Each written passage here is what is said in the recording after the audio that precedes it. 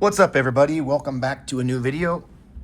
On today's video, we are doing the new 2025, whatever year they're calling it, Star Trek: Strange New Worlds Season 2 trading cards by Rittenhouse. I got a case of this, and this is box number 2. The first box I opened yielded Martin Quinn as the new Montgomery Scott, Andrew Jackson as Captain Dechok, and Michael Benair as the Sevet, who is the son, the father of T'Pring. And then the relic card was Naoto Uhura. And then this was the case topper. There's 2 case toppers. There is the number 1 Una Chin Riley, and then there is the Hemmer. And I got the Hemmer one, which is pretty cool. So let's go ahead and rip into this, and let's see what we get. This is box number 2300 out of only 6,000. This is a very, very small amount of boxes that they did for this set. So we're looking for sketch cards. We're looking for dual autographs. We're looking for relic autographs. We're looking for obviously 3 autos per box and 1 mem card is supposed to be guaranteed. And, you know, looking for Anson Mount. We're looking for all the main characters, I believe, are in this, including Rebecca Romijn. This is her one of her first Star Trek autographs. In fact, she's got this one and one from a Discovery set. So anyways, let's rip into this. Oh, here we go. Let's move this stuff out of the way. And let's get after it. Pack number 1. This thing's ripped pretty easy, actually, for the most part. Okay. So this is what the base cards look like. If you haven't seen these before, they look exactly like the Season 1. In fact, the entire set so far, from what I've seen, looks like Season 1 as far as the... Oh, there's our first auto. It's a bordered auto. Let's go ahead and save that till the end. We'll save our autos. And then they have the gold parallels. There's red parallels that are numbered. But basically, it seems like it's a continuation of Season 1. The set. It didn't seem like they really did much different in the design, maybe other than a couple of the inserts from the first set. So I'm going to breeze through the base cards here. There's a gold. So the golds are not numbered. You get, I don't know, there's 1 per pack or almost 1 per pack. So in a whole case, I'll easily be able to do the gold set plus the base set. I think you can get a whole base set in one box. So here we go. Let's see what we get here. There's a gold one, Subspace Rhapsody. That's the one where the crew sings, breaks out in song and dance. It's a very unique version of Star Trek that they're doing here, but I love it. The creativity that they've had in this series has been fantastic, and I'm really looking forward to Season 3. The Broken Circle. There's our gold Hegemony.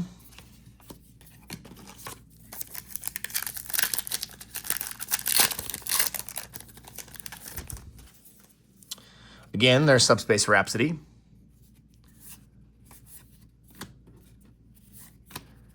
Gold of Subspace Rhapsody. Lost in Translation. That's the one where the crew has a hard time speaking to each other, I believe, or something along those lines. It's been a minute since I've gone through and watched Season 2. I've not gone back and watched it again, so I might need to do that. So since there's only 10 episodes per season, you can imagine that the base set is pretty short, and there's only 10 episodes to choose from, so the names of the episodes on the cards are going to be very few and far between. It's going to be the same names over and over and over again because, again, the set is very small. Lost in Translation. Charades. That's actually from the end of it. This feels like a relic, so I'm going to put that there.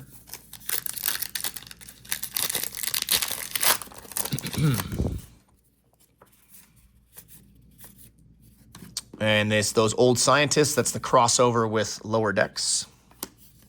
Charades, again.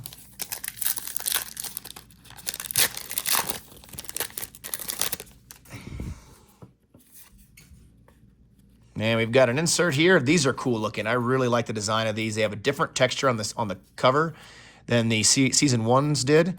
But really, really nice design on these. This is La'an. Played by Christina Chong, those old scientists.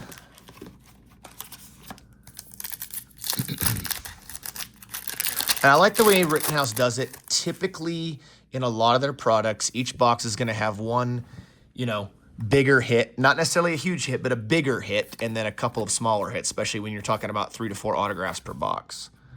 This is Under the Cloak of War. Great episode, by the way. Really, really good episode.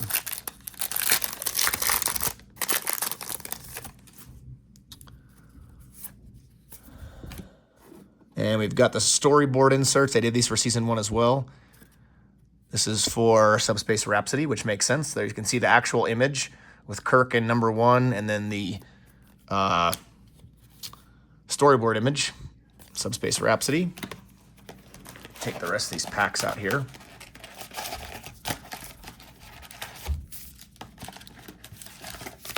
Put that down there. Okay, here we go.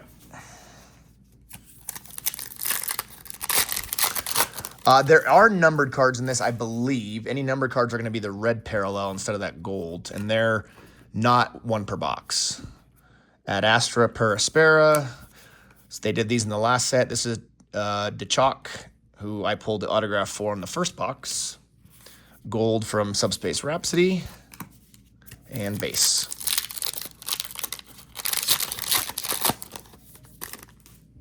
Obviously, yeah, big one we're looking for is Anson Mount. Wouldn't complain much at all about Rebecca Romaine, obviously. Now, these ones are new. Oh, no, these are just the poster cards again. But I haven't seen this one yet, so they did those in season 1. I'm trying to think what is the different design from this set to the last set other than it's a new season. Hegemony, so they battle the Gorn. Right, yep. Oh, so this one had 2 gold parallels in it. Subspace Rhapsody.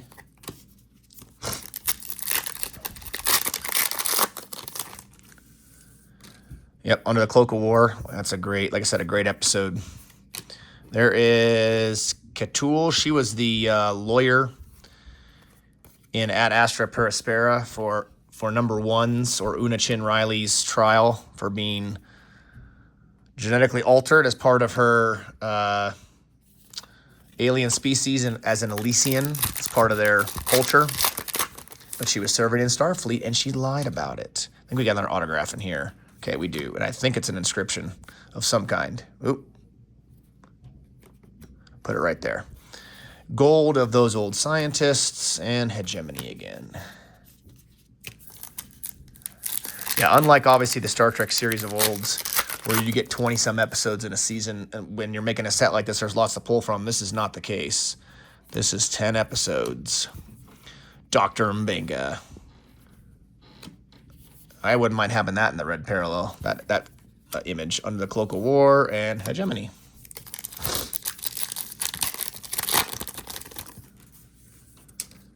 Oh, we have a sleeved card here. What is this? That is La'an's character. What card is this? Interesting. I don't know. I didn't know this insert was in the set.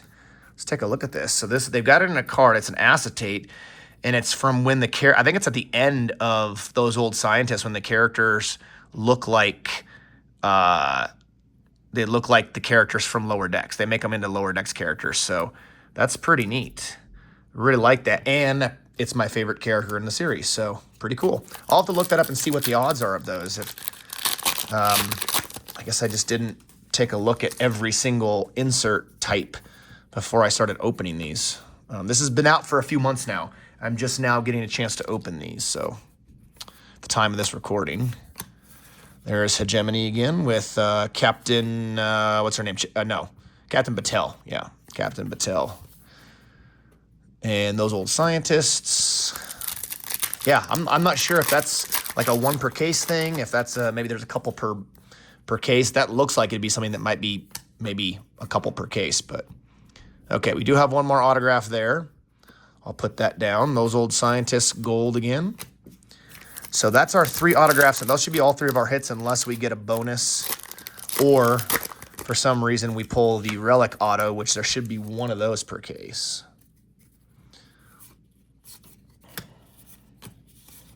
Hegemony, gold. 2 packs left, and then we will start looking at our hits. Excuse me.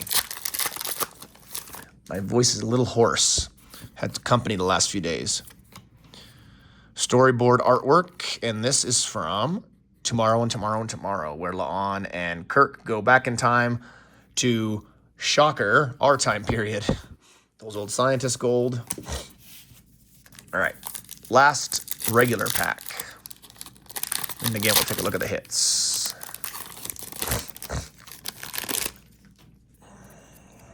Yep.